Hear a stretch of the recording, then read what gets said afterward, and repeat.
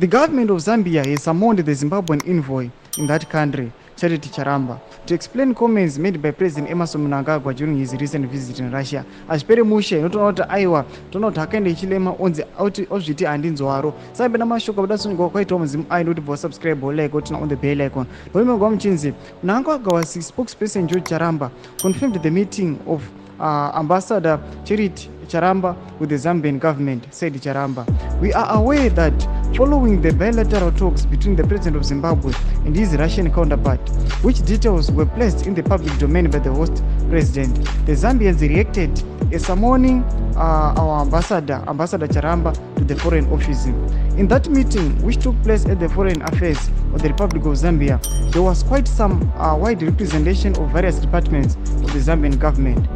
George Charamba said Charity Charamba heeded the summons by Zambian authorities and presented herself to the Zambian office, he said. When she got to know about the misgivings of the Zambians, which she promptly delivered at the head office of the Zimbabwean government, the Zimbabwean government promptly responded to the issues which the Zambians actually raised with us.